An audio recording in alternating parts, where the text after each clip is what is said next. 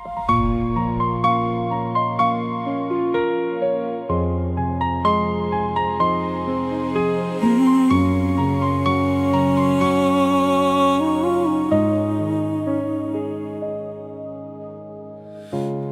nhi hồ cùng ai nắng mô son lối nhi chiều xuống ai mô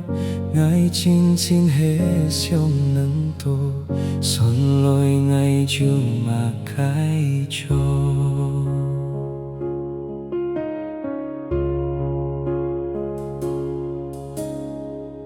he liông xa bồi mô kiết cô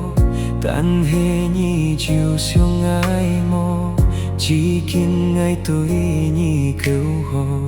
mô xiong tô nhi bồi nhung cho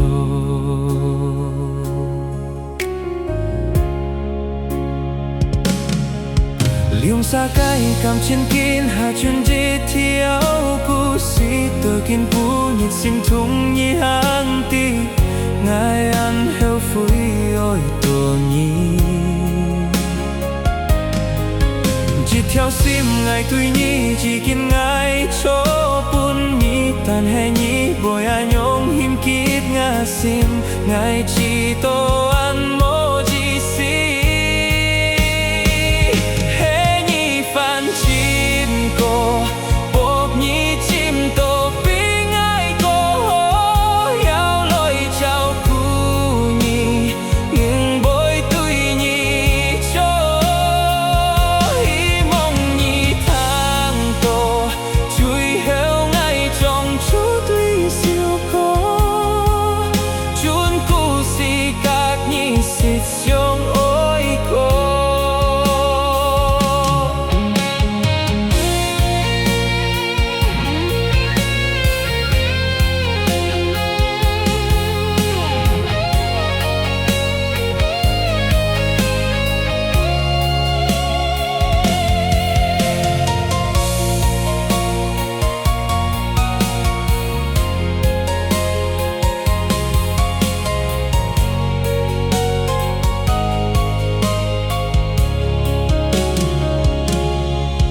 liông xa cái cầm trên kín hạ chân đi theo cú sĩ tờ kín cú nhịp xin thung nhi han ti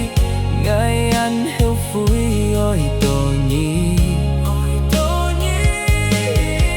chỉ theo xin ngày tôi nhi chỉ kín ngài cho bún nhi tàn hè nhi bồi anh nhung hin kít ngà xin ngài chỉ tô ăn mô chỉ xin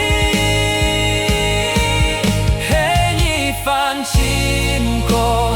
bộp nhi chim tô bí ngài cô yao lôi chào cu nhi bôi tôi nhi cho hi mong nhi thang tô chui heo ngài trong chút ly siêu cô chun cu si các nhi xịt xuống ôi cô chim cô bốc nhi chim tô bí ngài cô yao lôi chào cu nhi bôi tôi nhi cho hi mong nhi thang tô chui heo ngài trong chút ly siêu cô chun cu si các nhi xịt